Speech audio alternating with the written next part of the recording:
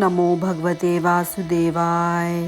हिंदू धर्म में जगत के पालनहार माने जाने वाले भगवान श्री विष्णु की पूजा के लिए एकादशी व्रत को अत्यधिक पुण्यदायी माना गया है। इस व्रत का महत्व तब और भी बढ़ जाता है जब यह माघ मास के कृष्ण पक्ष की एकादशी तिथि पर पड़ता है। हिंदू धर्म में षटतिला एकादशी पर्व पर भगवान बैकुंठ की पूजा की जाती है। हिंदू मान्यता के अनुसार इस दिन तिल का 6 प्रकार से प्रयोग किया जाता है, इसीलिए इसे षटतिला एकादशी भी कहा जाता है। आइए भगवान श्री विष्णु की महिमा का गुणगान करने वाली षटतिला एकादशी व्रत की पावन कथा के बारे में विस्तार से जानते हैं। सबसे पहले हम षटतिला एकादशी व्रत की पूजा विधि के बारे में बात करते हैं। षटतिला एकादशी व्रत की पूजा के लिए साधक को प्रातःकाल सर्वप्रथम तिल का उबटन लगाना चाहिए। इसके बाद तिल मिश्रित जल में थोड़ा सा गंगा जल मिलाकर स्नान करना चाहिए। यदि संभव हो तो विशेष रूप से गंगा स्नान करके इस पर्व का पुण्य फल प्राप्त करना चाहिए। हिंदू मान्यता के अनुसार षटतिला एकादशी व्रत वाले दिन भगवान श्री विष्णु की विधि विधान से पूजा अर्चना करते हुए तिल से बनी हुई वस्तुओं का भोग लगाकर तुलसी दल के साथ लगाना चाहिए। इसके बाद उसे ब्राह्मणों को खिलाकर स्वयं भी ग्रहण करना चाहिए। षटतिला एकादशी व्रत में तिल के दान का बहुत अधिक महत्व बताया गया है, इसीलिए अपनी क्षमता के अनुसार तिल का विशेष रूप से दान करना चाहिए। षटतिला एकादशी व्रत की कथा। हिंदू मान्यता के अनुसार एक समय काशी नगरी में एक आदमी बहुत ही गरीबी में जीवन जिया करता था। वह जंगल से लकड़ी काटकर अपना गुजारा किया करता था, लेकिन जब कभी भी उसने लकड़ी न बिकने के कारण कमाई नहीं हुई तो वह अपने बच्चों के साथ ही भूखा सो जाया करता था। एक दिन जब वह लकड़ी काटकर शहर की ओर जा रहा था तो एक सेठ ने उसकी सारी लकड़ियों को खरीद लिया।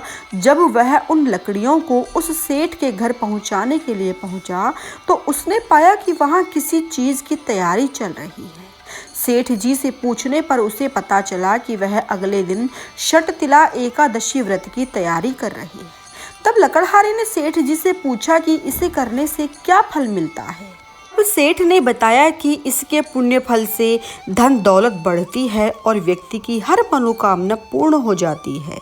उस सेठ से व्रत की विधि जानने के बाद उस लकड़हारे ने अपनी पत्नी के साथ षटतिला एकादशी का व्रत विधि विधान से किया और तिल का दान भी दिया। उस गरीब लकड़हारे ने एकादशी व्रत का 1 साल तक व्रत किया, जिसके पुण्य फल से वह काशी नगरी का सबसे धनी सेठ बन गया। एकादशी माता, जिस प्रकार तुमने उस लकड़हारे की कामना पूरी करते हुए उसे धन दौलत आदि प्रदान किया, वैसे ही सभी को देना।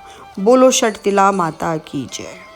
षटतिला एकादशी व्रत की दूसरी कथा।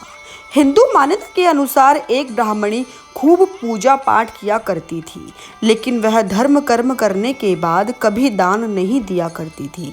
उसने अपने जीवन में कभी किसी को दान नहीं दिया। मान्यता यह है कि भगवान श्री विष्णु की पूजा उसने खूब मन से की और वे खूब प्रसन्न थे, लेकिन उनके मन में चिंता थी कि ब्राह्मणी पूजा के पुण्य फल से बैकुंठ लोक को प्राप्त कर लेगी, लेकिन अन्नदान के बगैर वहाँ वह भोजन कैसे प्राप्त करेगी। यही सोचकर एक दिन वह उसके पास भिक्षा मांगने के लिए गए। जब उन्होंने ब्राह्मणी से भिक्षा मांगी तो उसने अन्न न देकर एक ढेला दे दिया। मान्यता है कि कुछ समय के बाद जब ब्राह्मणी का शरीर पूरा हो गया तो उसे बैकुंठ लोक प्राप्त हुआ, लेकिन वहां उसे खाने का कुछ न मिला। तो वहां दुखी होकर श्री हरि के पास और इसका कारण पूछा। तो भगवान विष्णु ने न सिर्फ उसे अपनी गलती बताई बल्कि उसे सुधारने का भी उपाय बताया और कहा कि तुम बैकुंठ लोक में देवियों से पूछकर षटतिला एकादशी का व्रत करो और पूजा के बाद इस तिल का विशेष रूप से दान करो, जिससे तुम्हारे जीवन के पाप और दोष सभी दूर हो जाएंगे और सभी मनोकामनाएं भी पूर्ण होंगी। मान्यता यह है कि ब्राह्मणी ने ऐसा ही किया और उसकी सभी समस्याएं समस्याएं दूर हो गई तथा वह श्री हरि की कृपा का पात्र बनी। कहानी कहता सुनता हुंकारा भरता सभी का भला हो। ओम नमो भगवते वासुदेवाय।